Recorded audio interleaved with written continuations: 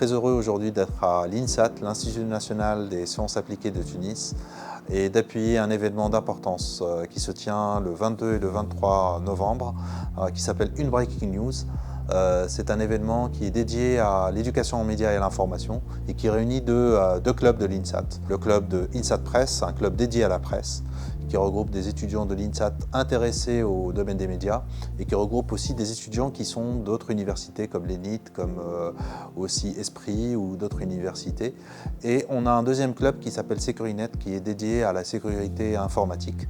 Donc en fait ces deux clubs se sont associés pour justement tenir cet événement qui consiste en un hackathon de 24 heures sur l'éducation aux médias et à l'information. En fait, on s'attend à ce que les outputs de cet événement consistent à ce que les équipes qui vont être en compétition présentent justement des solutions informatiques contre la désinformation, contre l'intox qu'on peut trouver sur les réseaux sociaux, mais aussi des solutions pour sécuriser les données pour les journalistes.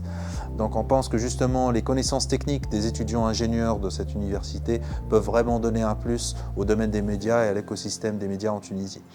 D'où l'appui, et cet appui du PAMT2 ne date pas d'hier, il est là, c'est un appui qui date de plus de 2 ans.